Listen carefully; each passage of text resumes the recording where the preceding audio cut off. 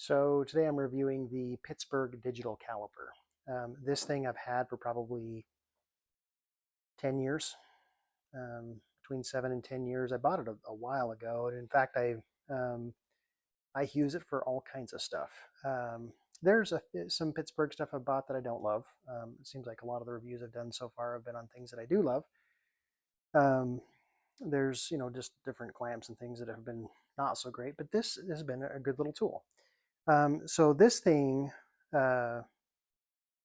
I use it, so I do dirt bike mechanics just in my garage, just on my own stuff, not professionally or anything, just fixing my own bikes, rebuilding and different things, and checking piston sizes and checking valve shims and pretty much anything that requires measuring. This is my go-to tool, and I just absolutely love it. And in fact, it's one of those tools I don't think much about. I just use it. I think in the last Well, in the entire time I've owned it, I want to say that I've replaced the battery maybe 2 or 3 times. And it sits out over the winter in the garage, and I don't have any issues with it. It performs really, really well. And I was, a little bit concerned about it being, I think I bought it for $7. And getting it for so cheap, you might think that it's just not going to work very well, but that hasn't been the case with this one. It's worked very, very well. Kind of an interesting concept, right? So a lot of times when we want to buy a tool, we go out and buy the absolute best thing. And I've noticed over the years that, there are some tools that I have that are the best things you can buy, right? And particularly when I worked as I would say this, if you're a full-time mechanic, then you want to buy the best tools. If you are a full-time contractor, right, you get Milwaukee or just your higher end brand stuff. But when it comes to like simple things, this is my opinion, right?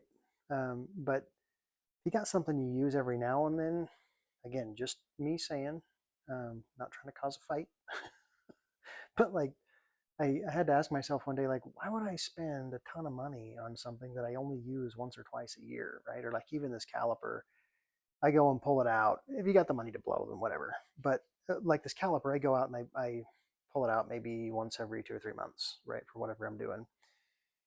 And um, and I've thought about that often over the years. That how if I'd have spent $70 on this, and I only spent seven. It's done exactly what I've needed it to do. Um, so again, I'm sure there's all kinds of opinions on there about, yeah, you should just always buy the best no matter what. Okay, it's not my opinion, but if you have the money, go for it.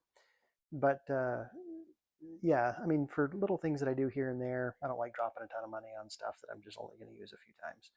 And so I've had a number of tools like that where I dropped a ton of money on it and then I didn't end up using it. And I've seen, you see yard sales and things where people would buy the nicest miter saw and they only used it, 2 or 3 times and then they sell it. Seems like kind of a waste, but that's, again, my opinion. Anyway, so this caliper, would I recommend it? Absolutely.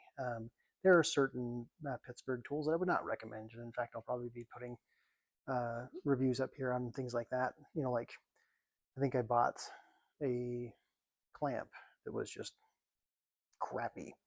And I still have it, but it just doesn't clamp very well. I'm not very happy with it. But this caliper, for sure, I've been very happy with. It again, for $7 has worked like a champ, and 10 out of 10 would recommend if you're not full-time mechanic, right? I assume it would hold up for whatever you're doing with it, but it's held up for me and works just fine. Again, for just garage mechanic stuff. But anyway, yeah, there's my review of the caliper.